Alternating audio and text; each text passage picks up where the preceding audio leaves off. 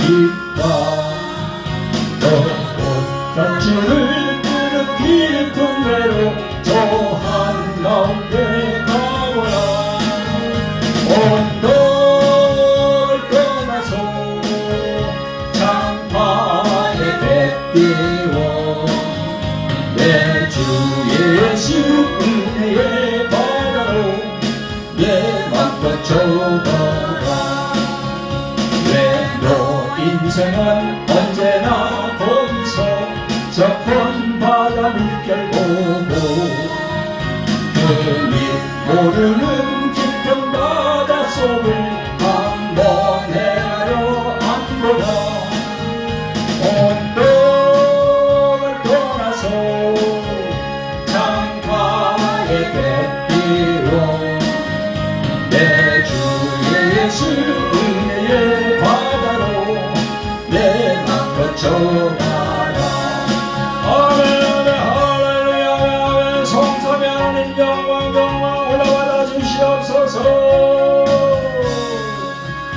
많은 사람이 얕은 물가에서 저 큰 바다가에 가다 잘싹거리는 작은 바다 보고 많이 졸여서 못 가네 언덕을 떠나서 창가에 뱉띄워 내 주 예수 은혜의 바다로 내 맘 뻗쳐가라 자 곧 가거라 이제 곧 가거라 저 큰 은혜 바다 향해 자 온 배너를 저 깊은 배로 가라 망망한 바다로 언덕을 떠나서 창가에 뱉띄워 내 주 예수 은혜의 바다로 내 맘 뻗쳐가라 아멘 할렐루야 아멘 성도 여러분 구독자 여러분 반갑습니다. 오늘 주일을 맞이하여 오늘 도입한 본문은 세 곳이 되겠습니다. 전도서 1장 1절부터 11절까지 요한복음 16장 7절부터 13절까지 그리고 고린도후서 5장 17절 이 세 곳이 되겠습니다. 전거 제목은 헛되고 헛된 인생에서 새로운 피조물로 이렇게 정했습니다. 이 시간도 보혜사 성령께서 제 입술을 주정하여 주셔서 진리의 말씀만 전할 수 있도록 인도해 주실 것을 믿으면서 하나님의 말씀을 전거하도록 하겠습니다. 아멘. 자, 먼저 전도서 1장 1절부터 12절까지 말씀입니다. 시작. 다윗의 아들 예루살렘 왕 전도자의 말씀이라. 전도자가 가로되 헛되고 헛되며 헛되고 헛되니 모든 것이 헛되도다. 사람이 해 아래서 수고하는 모든 수고가 자기에게 무엇이 유익한고 한 세대는 가고 한 세대는 오되 땅은 영원히 있도다. 해는 떴다가 지며 그 떴던 곳으로 빨리 돌아가고 바람은 남으로 불다가 북으로 돌이키며 이리 돌며 저리 돌아 불던 곳으로 돌아가고 모든 강물은 바다로 흐르되 바다를 채우지 못하며 어느 곳으로 흐르든지 거리로 연하여 흐르느니라. 만물의 피곤함을 사람이 말로 다 할 수 없나니 눈은 보아도 족함이 없고 귀는 들어도 차지 아니하는도다. 이미 있던 것이 후에 다시 있겠고 이미 한 일을 후에 다시 할지라. 해 아래는 새 것이 온나니 무엇을 가리켜 이르기를 보라 이것이 새 것이라 할 것이 있으랴. 우리 오래전 세대에도 이미 있었느니라. 이전 세대를 기억함이 없으니 장래 세대도 그 후 세대가 기억함이 없으리라. 아멘. 신약성경 요한복음 16장 7절부터 13절까지 말씀을 또 봉독하겠습니다. 시작.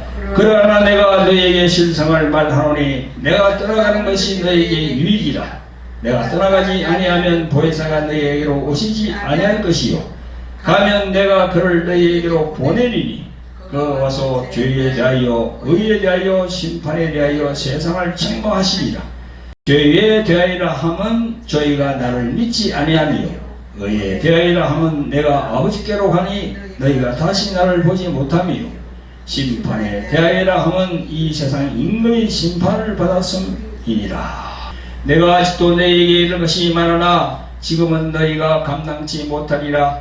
그러나 진리의 성령이 오시면 그가 너희를 모든 진리 가운데로 인도하시리니 그가 자기로 말하지 않고 오직 듣는 것을 말하시며 장래의 일을 너희에게 알리시리라. 아멘. 자, 그 다음에 마지막으로 신약성경 고린도 후서 5장 17절 말씀입니다. 그런즉 누구든지 그리스도 안에 있으면 새로운 피조물이라. 이전 것은 지나갔으니 보라 새 것이 되었도다. 아멘. 성도 여러분, 구독자 여러분, 반갑습니다. 오늘 주일날 조금 전에 함께 봉독한 새 구절을 가지고 우리들의 인생에 관해서 점검해보는 시간을 가져보겠습니다. 가끔 우리들은 인생에 대하여 말하면서 인생무상이라는 말을 많이 합니다. 인생무상, 사람 인자에다가 또는 날, 삶이라는 그 생자, 없을 무자, 항상 상자 이렇게 붙여서 인생무상이라고 합니다. 이 말에는 두 가지 의미가 있을 수 있습니다. 부정적인 의미는 이는 세상의 모든 것은 영원하지 않고 변화하는 것이며 인간의 삶이 도덕게 흘러간다, 뭐 그런 뜻이 있겠고, 긍정적인 의미는 그럼에도 불구하고 오히려 변하는 삶에서 긍정적인 부분을 찾아보자는 것이 내포되어 있습니다. 우리 기독교인들은 당연히 이 부분을 성경에서 긍정적인 부분을 찾아가야 되겠죠. 그래서 우리 인생에 적용을 시켜야 됩니다. 이 세상 많은 사람들이 있습니다. 그 많은 사람들이 누구 할 것 없이 인생무상이라는 단어를 생각하게 되는데요. 예컨대 세상에서의 성공만을 위하여 전력 투구하며 살아왔는데 그 성취 후에 공허함이나 예측할 수 없는 그 삶의 변화, 그죠? 뭐 어떤 사업 실패도 있겠고, 또 질병으로 고생도 하겠고, 또 어떤 뭐 사건, 사고, 뭐 그런 거, 그죠? 그런 것 때문에 인생 무상을 경험한다고 합니다. 인생의 삶에 대하여 다소 긍정적인 면을 더 높이기 위해서 이 종교라는 것이 있어요, 세상에는. 그래서 이제 저희 기독교에서도 그 부분을 성경에서 말씀하고 있습니다. 불교 같은 경우도 그 인생 무상할 때의 무상이라는 그 의미를 부정적인 의미로 보지 말고 모든 것이 이 변한다는 것을 그 진리를 깨닫고 욕심과 집착을 버리라고 그렇게 불교에서도 그렇게 전하고 있습니다. 흔히들 그걸 이제 무소유 개념이랍니다. 무소유 개념. 그래서 변하는 것은 자연스러운 것이며 그 속에서 진정한 의미를 찾아야 한다고들 그렇게 얘기합니다. 그래서 이제 불교 같은 경우에는 사찰, 거기에서 이제 뭐 그런 걸 하죠. 템플 스테이 프로그램을 만들어서 그렇게 운영하기도 합니다. 물론 나쁘지는 않지만 제가 말씀드릴 내용은 창조주 하나님께서 우리들에게 주신 거룩한 말씀, 이 성경에서는 어떠한 길을 제시하는지를 오늘 이 시간 성도 여러분들과 그리고 구독자 여러분들과 함께 생각해보는 시간을 가져보겠습니다. 정신을 집중해서 제가 전하는 말씀을 잘 들으시기를 예수 그리스도 이름으로 부탁을 드립니다. 아멘. 성도 여러분, 구독자 여러분, 오늘 우리가 봉독한 전도서는 히브리어 성경에는 예루살렘의 왕 다윗의 아들 전도자의 말씀 이렇게 나와 있습니다. 저자는 다윗의 아들 예루살렘 왕이니까 솔로몬 왕입니다. 기록 연대는 BC 935년경인데 지금으로부터 약 3000여 년 전에 이렇게 기록이 된 겁니다.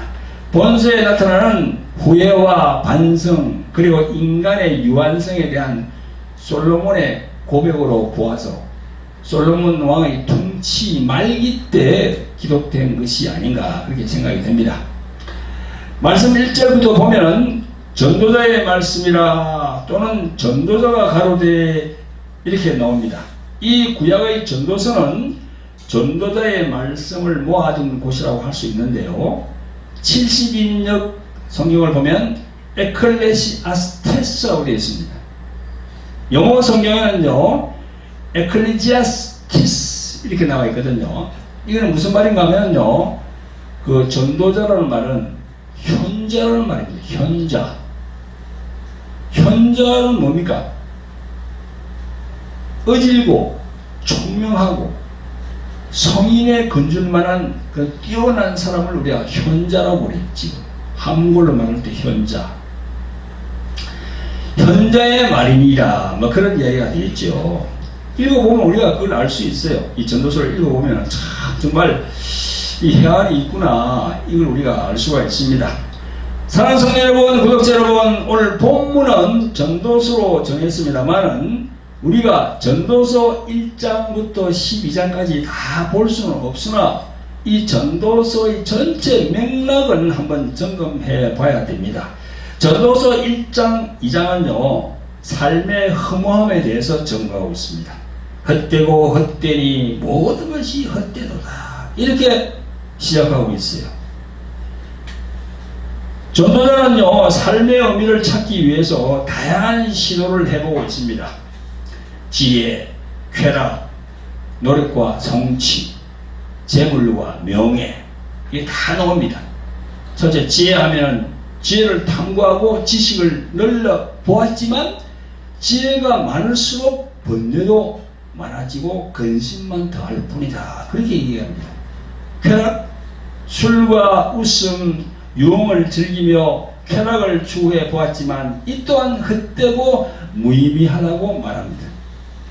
그 다음에 노력과 성취, 성전 건축 사업을 벌리고 제사를 모으고 많은 종을 거두며 큰 성취를 이루어 보았지만 이 모든 것이 바람을 잡는 것 같고 아무런 보람이 없다라고 얘기합니다. 그 다음에 또 재물과 명예, 아무리 돈을 많이 벌어도 만족함이 없고 명예를 얻어도 결국 죽으면 잊혀질 뿐이라고 말합니다. 이로 보건대 인간적인 노력과 세상적인 가치는 결코 우리 인생의 진정한 삶의 의미가 아니다. 만족을 우리가 찾을 수가 없다.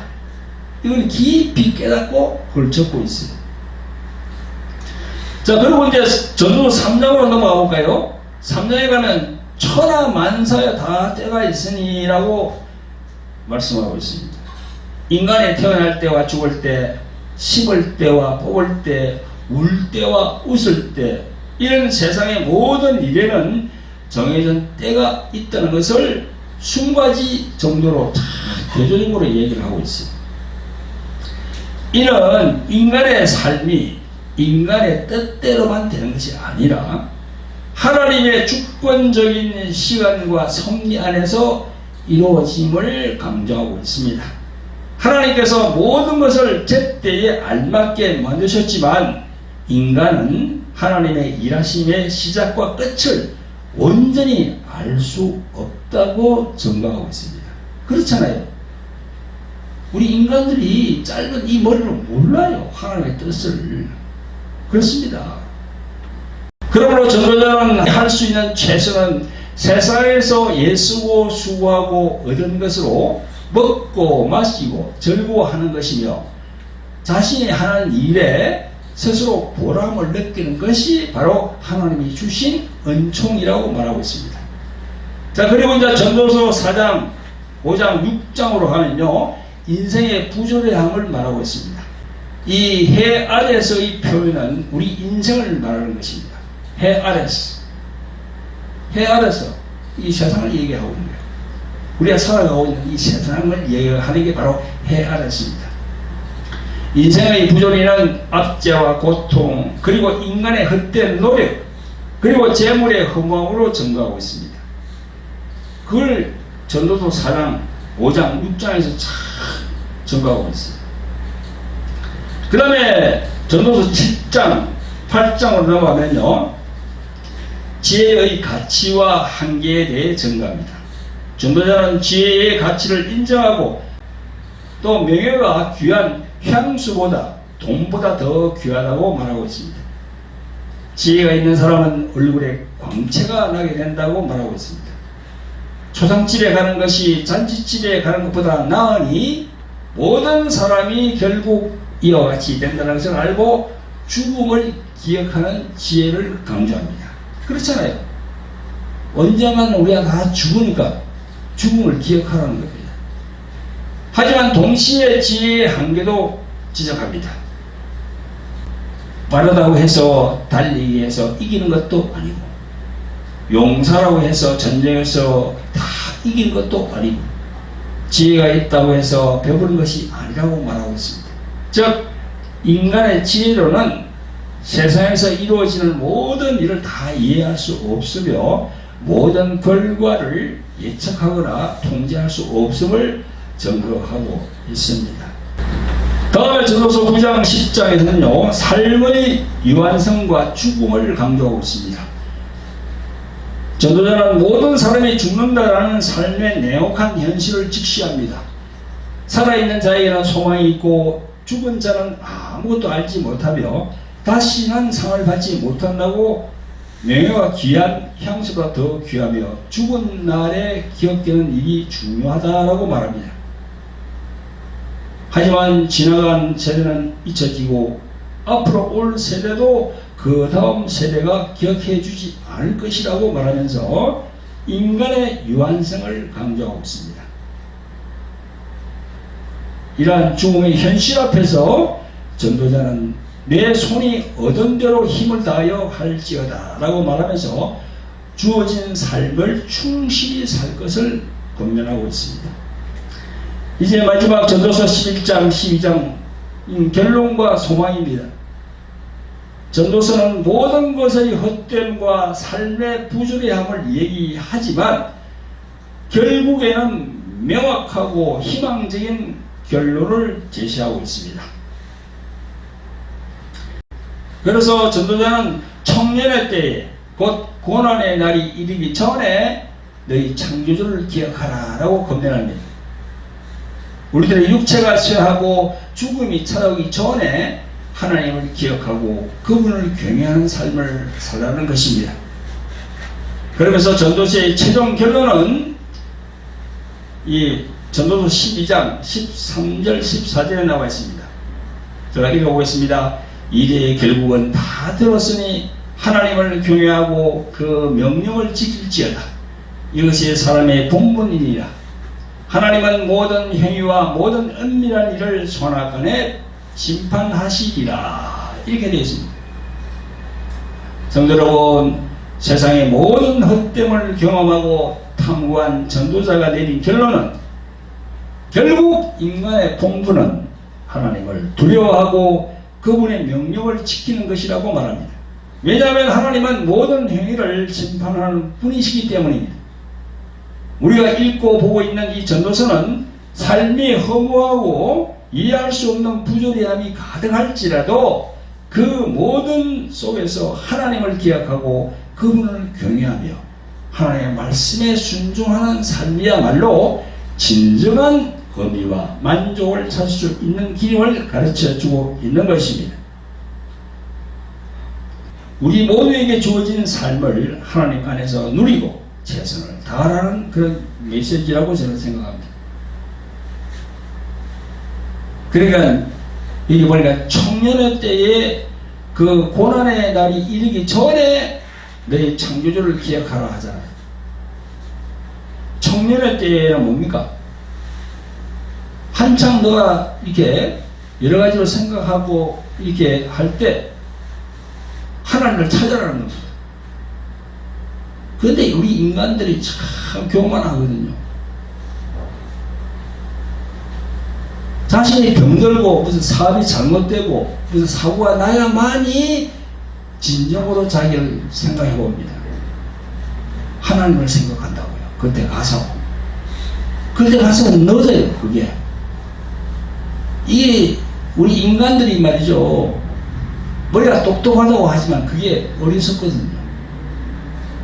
그게 오기 전에 예수님을 찾아야 되는 거예요. 하나님을 찾아야 되는 거예요. 그 자기를 돌아봐야 되는 거예요. 자기 자신을 돌아보는 것이 그게 청년의 때에 그걸 생각하는 겁니다. 고난의 날이 이르기 전에 너희 창조주를 기억하라. 여러분, 교회에 나오는 그런 신자들, 10년, 20년, 30년 됐다고 하는 그런 신자들, 집사, 권사, 장로, 하나님을 만나지 못한 사람들이 참 많습니다. 예수님을 제대로 만나지 못한 사람이 많아요. 그 자기 자신을 돌아보지 않기 때문에 못 만나는 거거든요. 청년의 때에 곧 고난의 날이 이르기 전에 너희 창조주를 기억하라. 이거 꼭 기억하시길 바랍니다. 성도 여러분, 구독자 여러분, 이제까지 전도서 1장부터 12장까지의 그 내용을 쭉 말씀드렸는데요. 그 메시지가 3000년 전에 기록이 된 이 메시지가 저희들이 주는 한 5가지의 내용. 첫째, 인생의 삶이 허무함을 직시하라는 겁니다. 둘째, 인생에 부여된 시간의 섭리를 받아들이라는 겁니다. 시간은 계속 가고 있어요. 시간은 계속 올라갑니다. 그래서 자기 나이가 30, 40, 50, 60, 70 계속 시간은 흘러가고 있는 겁니다. 셋째, 주어지는 삶을 감사함으로 즐기는 삶을 살라는 겁니다. 주어진 삶. 넷째, 하나님의 중심의 삶을 살아야 된다는 겁니다. 예수님 중심의 삶을 살아야 된다는 겁니다. 다섯째, 하나님께서 모든 인간의 행위를 선악간에 심판하실 것이므로 그분을 두려워하고 바르고 옳게 살아야 된다는 겁니다. 천국과 지옥이 분명히 있거든요. 성경에는 그걸 말씀하고 있습니다. 사랑하는 성도 여러분, 구독자 여러분, 지금으로부터 3000년 전에 쓰여진 이 전도서가 현재 이 시대를 살고 있는 우리들에게 주는 영적인 메시지는 무엇이겠습니까? 창조주 하나님께서 그가 계획하신 하나님의 경륜과 연결을 해 보아야 됩니다. 조금 전에 제가 말씀드린 5가지의 맥 중에서 제일 중요한 것은 바로 하나님 중심의 삶을 살아야 된다는 겁니다. 서두에서 인생 우상이라는 용어에 대해 말씀드린 바 있습니다. 인생의 삶 중에서 부정적인 면을 해소하고 긍정적인 면을 살리기 위해서 이 세상에는 종교가 큰 힘을 발휘한다고 합니다. 그렇습니다. 불교 같은 경우도 인생의 삶에 대하여 말하고 있습니다. 욕심과 집착을 버리고 무소유 개념을 가르치고 공수를 말하면서 108번뇌를 떨쳐버리라고 합니다. 그게 바로 무소유 개념입니다. 집착이거든요. 하지만 이는 온전치 않은 겁니다. 이는 우리들 인간 스스로 내면의 문제를 해결하고자 하는 열심의 한 단면을 보여주고 있긴 합니다만 그게 온전하지 않아요. 인간 스스로가 노력하고 노력을 해도 해결될 수 없는 것이 있는데 그것이 바로 인간의 죄 문제입니다. 죄 문제.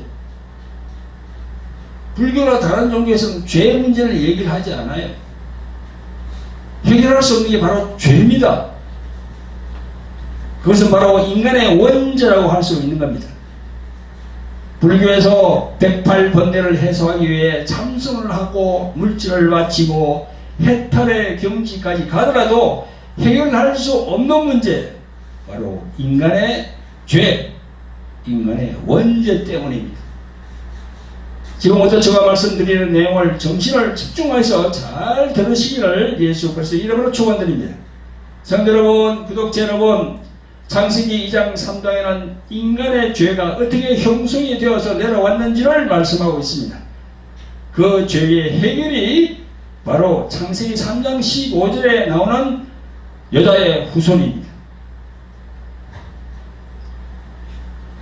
여러분, 성경을 읽어보지 않은 분들, 이 방송을 보시는 분들 중에서 성경을 한 번도 읽어보지 않은 분이 있겠죠. 교회에 나오지 않지만 뭔가 성경에는 무엇이 있을 것이다 이렇게 생각하는 그런 분들이 있습니다. 그런 분들은 꼭 성경을 한번 읽어보세요. 창세기 3장 15절에 이런 구절이 있습니다. 내가 너로 여자와 원수가 되게 하고 너의 후손도 여자의 후손과 원수가 되게 하리니 여자의 후손은 내 머리를 상하게 할 것이요 너는 그의 발꿈치를 상하게 할 것이니라 이렇게 되어 있습니다. 여기에 나오는 여자의 후손이 누굽니까? 바로 성모 마리아 태중에 성령으로 잉태하신 예수 그리스도, 이분이 바로 여자의 후손이에요. 이게 창세기 3장 15절에 다 적혀 있어요. 그러니까 인간이 가지고 있는 이 죄 문제는요, 인간으로 오신 하나님의 아들이 십자가에 직접 올라가심으로 해결될 수 있는 겁니다. 그것이 바로 창세기 3장 15절에 이 말씀이 예언의 말씀으로 다 나와 있는 겁니다. 여기 보면 너는 그의 발꿈치를 상하게 할 것이요. 너가 누굽니까? 바로 마귀거든요. 사단 마귀는 그의 발꿈치를 상하게 한다. 예수님의 발꿈치, 그게 바로 십자가 사건입니다. 그래서 2000년에 예수님께서 오셔서 창세기 3장 15절의 예언의 말씀이 성취가 되도록 자신이 십자가로 올라간 겁니다. 그걸 아셔야 돼요. 조금 전에 제가 말씀드렸죠. 세상에 수많은 종교가 있지만 그 죄 문제를 해결할 수가 없다. 죄 문제는 오로지 성령의 이 하나님께서 말씀하신 성경, 이 성경에 있는 그 방법을 따라서 해야만이 죄 문제를 해결할 수가 있다는 겁니다. 성도 여러분, 구독자 여러분, 오늘 우리가 읽은 전도서가 성경 어디에 수록이 되어 있습니까? 구약 성경 21번째 있는 성서입니다. 이 전도서도 또한 율법이에요. 성경은 말씀하십니다. 율법도 신령한 법이고 거룩한 법이지만 이 율법은 모든 것을 죄 아래 가두는 역할을 한다고 사도 바울이 전가하고 있습니다. 로마서 3장 19절부터 보면 있습니다. 제가 읽어보겠습니다. 우리가 알거니와 무릇 율법이 말하는 바는 율법 아래에 있는 자들에게 말하는 것이니 이 모든 일을 막고 온 세상으로 하나님의 심판 아래 있게 하려 함이니라 이랬습니다. 하나님께서 구약에서 율법을 주신 것, 모든 인간들에게, 기독교인들에게 주신 것, 그게 바로 모든 세상 인간들에게 율법을 주신 거예요. 그 주신 목적이 뭐라고요? 죄 아래 가둔다는 겁니다. 죄 아래.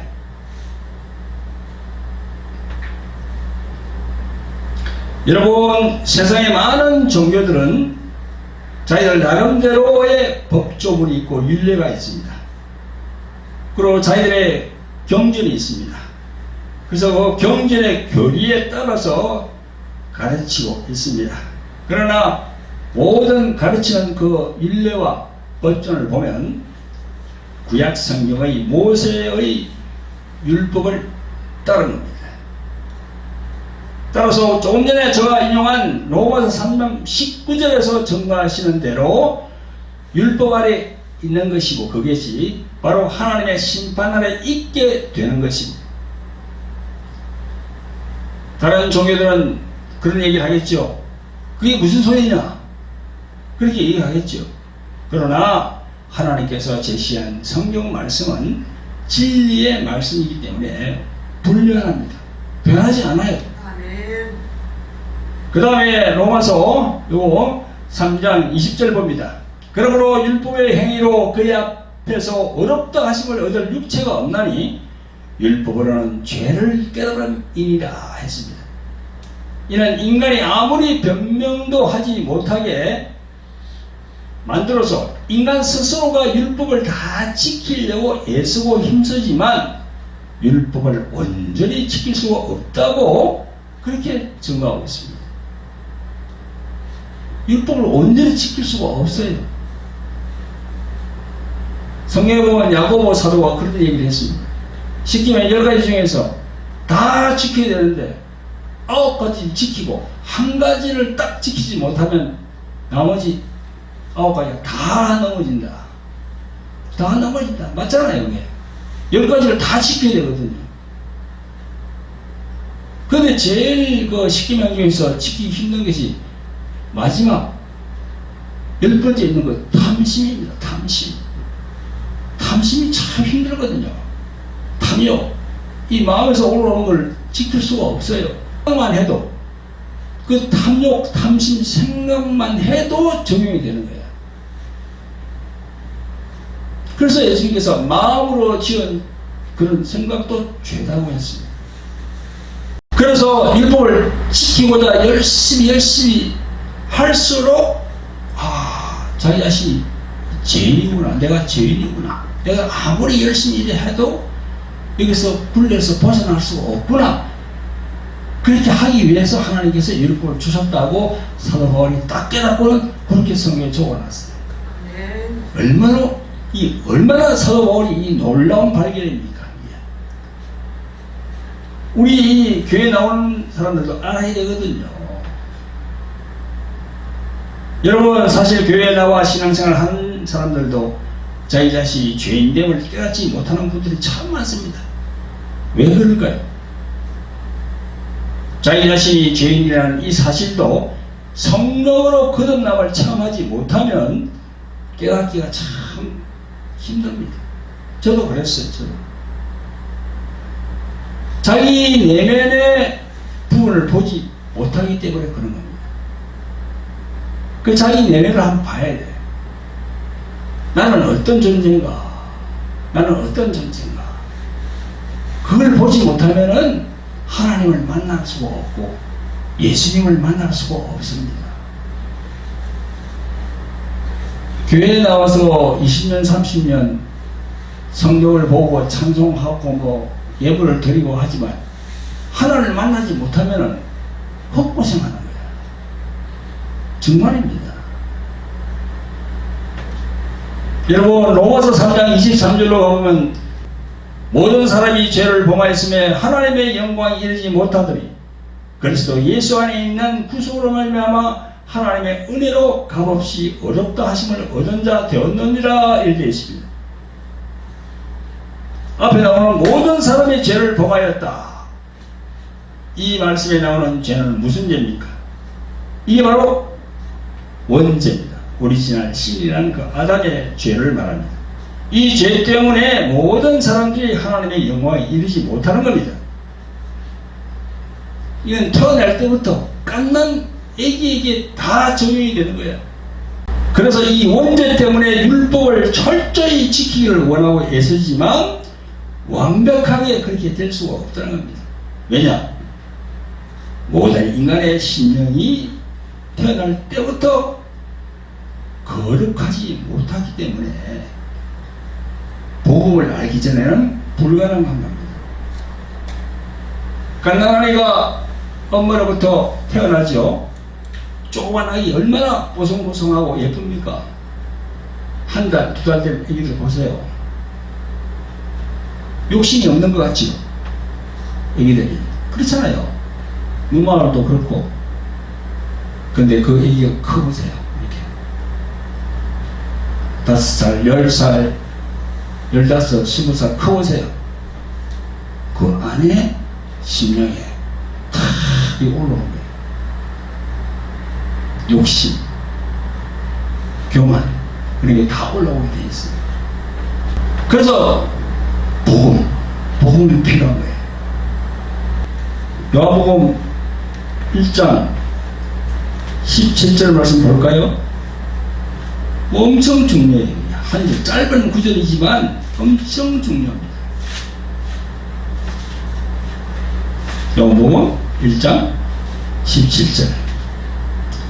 율법은 모세로 말미암아 주신 것이요 은혜와 진리는 예수 그리스도로 말미암아 온 것이라. 본래 하나님을 본 사람이 없으되 아버지 품속에 있는 독생하신 하나님이 나타내셨느니라. 엄청 중요합니다. 아멘. 율법은 모세로 말미암아 주신 것이요 은혜와 진리는 예수 그리스도로 말미암아 온 것이라. 모세로 말미암아 율법을 받았어요. 그 율법이 지금 온 세상에 다 적용이 되고 있습니다. 거기서 우리가 빠져나오려고 그러면 은혜와 진리이신 예수 그리스도를 믿어야 되는 거예요. 아멘. 예수 그리스도 그분을 알아가야 되는 거예요. 아멘. 아멘. 그래서 기쁜 소식, 예수 그리스도 그분을 우리가 기쁜 소식, 복음이라고 말씀하고 있는 겁니다. 그래서 이 로마서 3장 24절 봅니다. 그리스도 예수 안에 있는 구속으로 말미암아 하나님의 은혜로 값없이 어렵다 하심을 얻은 자 되었느니라. 그런데 어렵게 되기 위해서는 무엇이 필요합니까? 25절에 이 예수를 하나님이 그의 피로 인하여 믿음으로 말미암는 화목제물로 세우셨으니 이는 하나님께서 길이 참으시는 중에 전에 지은 죄를 간과하심으로 자기의 의로우심을 나타내려 하심이니 곧 이때에 자기의 의로우심을 나타내서 자기도 의로우시며 또한 예수 믿는 자를 의롭게 하려 하심이니라. 할렐루야. 예수 믿는 자도 의롭게 하신다고. 할렐루야. 이게 우리 신학적으로 말하는 이신칭입니다. 이신칭이 믿음으로 말미암아 너도 의롭게 된다. 그게 바로 이신칭이. 자, 21절에 또 나옵니다. 이제는 율법 외에 하나님의 한 의가 나타났으니 율법과 선지자들에게 정근을 받은 것이라. 여러분, 예수님은 우연히 이 세상에 오신 것이 아니요 구약의 율법과 선지자들에게 정근을 받은 것입니다. 다 그게 증거가 다 되어 있어요. 아까 내가 그랬죠? 창세기 3장 15절 여인의 후손 내려오면서 보세요. 시편 뭐 다 나옵니다. 그게 다 예수님을 다 이야기해놨어요. 언젠간 예수님이 오신다고 이 땅에. 예수님이 오신 목적은 모든 인간을 구원하려 오신 것이 목적입니다. 그리고 그 수단은 바로 십자가에서 피를 흘려야 된다는 것입니다. 이 또한 율법과 선지자들에게 정근을 받은 것인데 그게 바로 율법에 보면 성막에 대한 부분이 나옵니다. 그 성막이 뭡니까?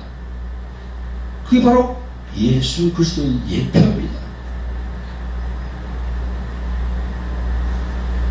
교회에 나오시는 분들은 성막에 대해서 꼭 배워야 됩니다. 성막 그 자체가 바로 예수 그리스도를 말하고 있거든요. 네. 그게 보면 그 문을 지나서 떨에 들어가면은요, 그 본전단이 있고 본전단 다음에는 물두멍이 있어요.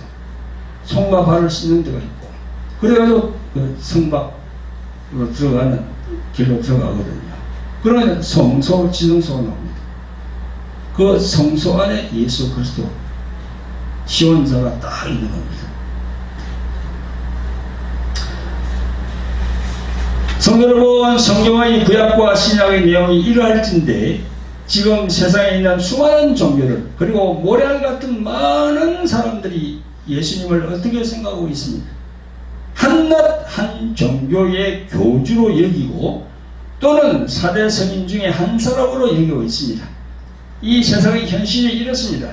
그래서 우리들이 성령으로 거듭나게 되면 열방으로 선교를 해야 하고 때를 얻든지 못 얻든지 예수 그리스도의 복음을 전해야 하는 막중한 책임이 있는 겁니다. 모두가 성령 체험을 통해서 예수 그리스도 그분이 어떤 분인가를 정확히 아시고 하나님이 기뻐하는 삶을 사시기를 예수 그리스도의 이름으로 축원드립니다. 아멘. 사랑하는 성도 여러분, 구독자 여러분, 오늘 택한 본문 전도서 1장 2절 3절에서 전도자가 가로되 헛되고 헛되며 헛되고 헛되니 모든 것이 헛되도다. 사람이 해 아래서 수고하는 모든 수고가 자기에게 무엇이 유익한고 한 세대는 가고 한 세대는 오되 땅은 영원히 있도다. 네. 맞잖아요. 계속 사람은 나고 죽고 하지만은 계속 세상은 오고 있어요. 지금 시간과 공간 여기서 우리는 계속 그리 나가고 있거든요. 이 해 아래서라는 표현이 바로 우리가 살고 있는 세상을 말합니다. 이 세상의 삶이 이와 같이 보인다는 겁니다. 그래서 전도서의 많은 부분을 잘못 해석하면 숙명적인 그런 생각, 유물론적인 생각, 또 불가지론적인 생각, 그런 인생관을 가질 수 있으나 그렇지 않습니다.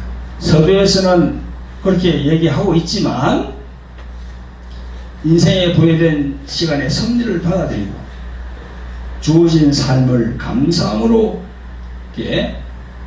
그런 삶을 살고 또 하나님 중심적인 삶을 살아야 한다고 결론을 맺고 있습니다. 우리가 읽더라도 이런 성경 말씀을 읽더라도 참 그런 가치관이 바뀌는 것이 참 쉬운 일이 아니에요. 교회에 나와서 오랜 세월 10년 20년 신앙생활을 하더라도 성령 받기 전에는 변하지 않습니다. 아까 내가 그랬죠, 그죠?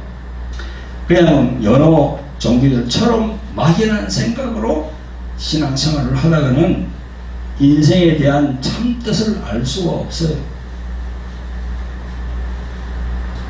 그러니까 물에 물 탄 것, 술에 술 탄 것 이런 식으로 살아서는 안 된다는 겁니다. 자기 자신을 한번 봐야 되는 거예요. 나는 어떤 존재인가? 성경에 보니까 하나님이 인간을 창조했다고 되어 있는데 그럼 내 자신을 어떤 존재인가를 자기를 봐야 돼요. 그래서 우리가 이 거울을 보잖아요. 그럼 거울을 보면 자기 얼굴에 뭐 이렇게 묻은 게 있으면 이게 묻어 있으면 이거 묻었대가 닦잖아요, 그죠? 그런 것처럼 그 거울이 성경 말씀이 되는 거지. 그 성경 말씀을 정해 봤을 때 내가 어떤데 지금 어떤 위치에 와 있다는 걸 자기가 한번 알아봐야 돼요. 그래야 편합니다. 그래야 편해요. 아까 그랬잖아. 청년의 때 너희들 생각하라고. 청년의 때. 청년의 때는 뭡니까? 젊을 때 생각하라. 뭐 그런 얘기가 아니고 한창 너가 세상적으로 생각할 때 그때 너가 하나님을 생각하라. 그 말이거든요. 그 구절을 잘못 해석하면 안 돼요.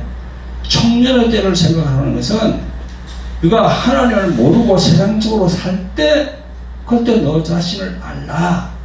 그런 이야기입니다. 할렐루야. 그래서 오늘 보세요. 제가 오늘 본문 다른 본문 있잖아. 요한복음 16장 7절부터 13절. 그러나 내가 너희에게 신성을 말하노니 내가 떠나가는 것이 너희에게 유익이라. 내가 떠나가지 아니하면 보혜사가 너희에게로 오시지 아니할 것이요 가면 내가 그를 너희에게로 보내리니 이랬잖아요. 예수님께서. 이게 뭡니까?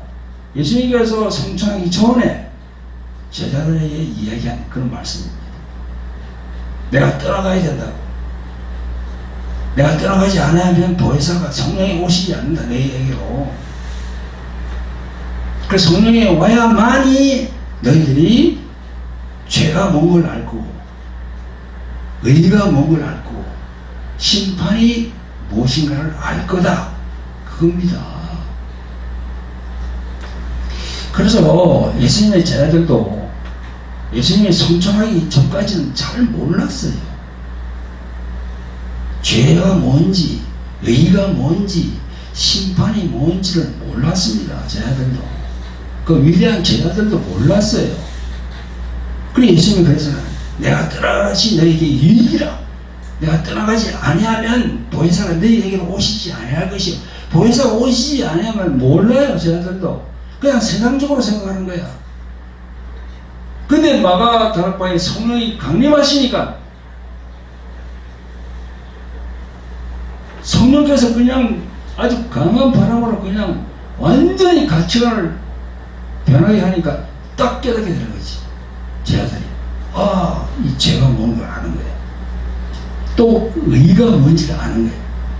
그리고 심판이 뭔지를 아는 거야. 심판 천국과 지옥입니다. 그걸 딱 알게 되는 거야. 그래서 예수님께서 내가 떠나가는 것이 너에게 유익이다. 내가 떠나가지 아니하면 성령의 그 보혜사 성령께서 너에게 오시지 못한다. 그래서 내가 올라가야 된다. 하늘로.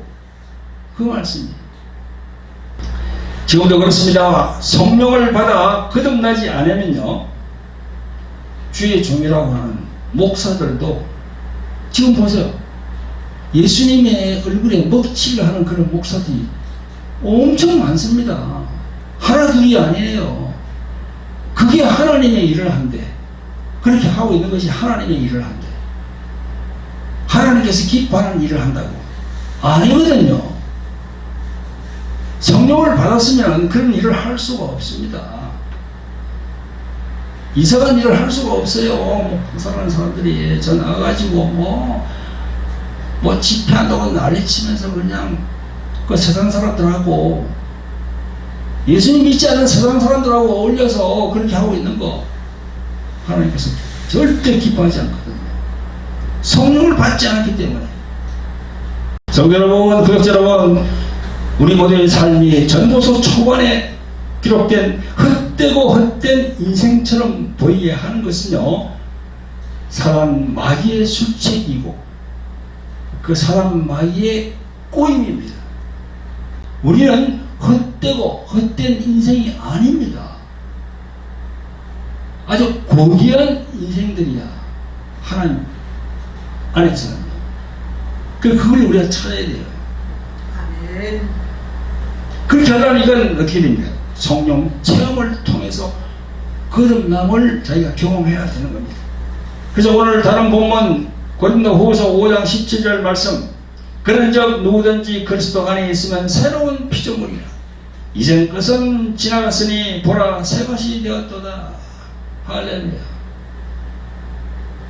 제대로 예수 그리스도를 영접하여 성령으로 거듭이 나면 전도서 초반에 나와 있는 세상을 향한 부정적인 생각, 숙명론적인 생각, 염세주의적인 생각, 유물론적인 생각, 그런 그저 물질 우선주의, 그런 그저 물질이 최고다, 돈이 최고다, 그런 생각은 다 쫓아버리는 겁니다.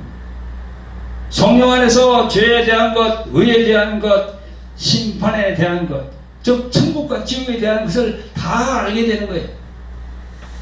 그래서 새로운 피조물이 되는 겁니다.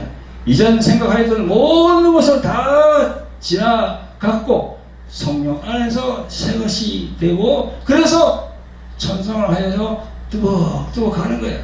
자나 우러나 지치지 않고. 그게 바로 새로운 피조물입니다. 새 사람이 되는 거예요. 새 사람. 성경에는요, 사람이 네 사람 나옵니다. 새 사람, 옛 사람, 속 사람, 겉 사람. 다른 여러 종교에서 그런 가르침이 없습니다. 성령을 받아야 새 사람이 되는 겁니다. 할렐루야. 성령을 받아야 속 사람이 변화되는 거예요. 할렐루야. 성도 여러분들과 오늘 이 방송을 보시는 구독자 여러분들의 영감이 성령님의 인도로 활짝 열리시기를 예수 그리스도의 이름으로 축원드립니다. 아멘. 광고 몇 가지 드리고 기도하심으로 모든 순서를 마무리합니다. 광고는 저희 책 광고가 있습니다. 돌 항아리 영의 전쟁, 십자가의 생명을 가졌는가, 이 책입니다. 이 책은 한 2년 전에 제가 집필한 책인데요, 지금 시중에서는 지금 절판되었습니다. 그래서 아주 귀중한 책인데, 여러분 이 책을 구입하고자 하는 분은 밑에 이제 그 안내가 나가죠. 안내로 이렇게 전화를 하시면 보내드리도록 하겠습니다. 다시 한번 말씀드립니다. 돌항아리 영의 전쟁, 십자가의 생명을 가졌는가. 그 두 책을 전해드립니다. 이 돌항아리 영의 전쟁은 교회에 나오시는 분들 중에서 이 마음의 문제, 엄청 힘들어하는 분들이 있습니다. 그런 분들이 이 책을 보시면 뭔가 해결책을 얻을 수가 있습니다. 꼭 기억해 주시기 바랍니다. 아멘.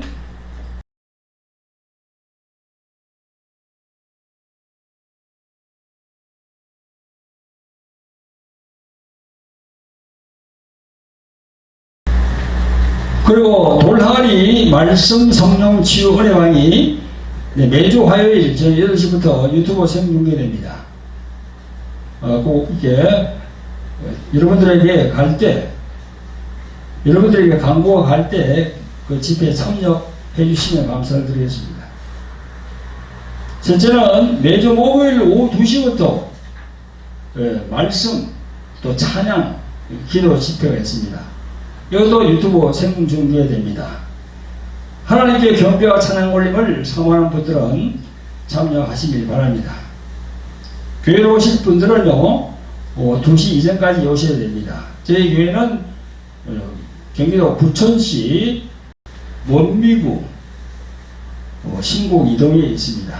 안내에 전화번호가 나와 있으니까요 전화번호로 이렇게 참고하시면 안내해 드리도록 하겠습니다. 그리고 마지막 선교 후원 안내입니다. 저희는 동남아로 선교를 하고 있는데요. 베트남도 갔고 그 다음에 대만, 필리핀, 또 캄보디아. 작년에 캄보디아를 다녀왔습니다. 캄보디아는 가니까 그 인구가 1,700만인데 예수님 믿는 사람들이 1%가 안 됩니다. 우리 저희들 한국은 지금 한 24% 정도 되지요. 천주교와 합하면 꽤 한 40%까지 육박된다고 하는데요. 캄보디아가 1% 되지 않아요. 와. 저희 사모님과 함께 여러분들이 9명이 갔는데 그 사람들을 보니까 눈물이 나더라고요. 정말 예수님을 알아야 되는데. 그래서 이 선교하기 위해서는 물질이 필요합니다. 비행기를 타와야 되고 또 숙박을 해야 되고 또 그네들에게 또 이런 선물도 마련해서 선물을 주면서 또 예수님을 전해야 되거든요. 그래서 이제 물질이 필요한데 여러분들 이 밑에 나가는 구자 보시고 선교앱을 보내주시면 감사드리겠습니다. 그리고 구독 안내입니다. 여러분들 주 에베네셀 교회 TV 구독과 좋아요, 알람 설정 부탁합니다. 저희들의 이제 방송은 2개 방송이 있습니다. 돌항아리 TV가 있고 주 에베네셀 교회 TV가 있습니다. 돌항아리 TV는 지금 2,600명 됩니다. 근데 주 에베네셀 교회 TV는 지금 220명밖에 되지 않습니다. 그래서 여러분 주 에베네셀 교회 TV 구독과 좋아요, 알람 설정 부탁드립니다.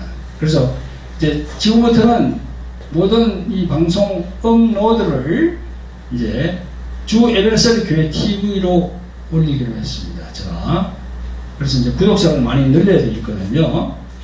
구독자를 많이 늘려야 세상에 이 하나님의 복음이 많이 전파될 수 있습니다. 여러분 구독 부탁드립니다. 네, 기도하심으로 모든 예배를 마무리하겠습니다. 자비롭고 공률이 풍성하신 아버지 하나님, 기와 복된 주일을 허락하셔서 성전에서 예배드리게 하심을 감사를 드립니다. 오늘은 헛되고 헛된 인생에서 새로운 피조물로 이런 제목으로 하나님의 자녀와 함께 은혜를 나누었습니다.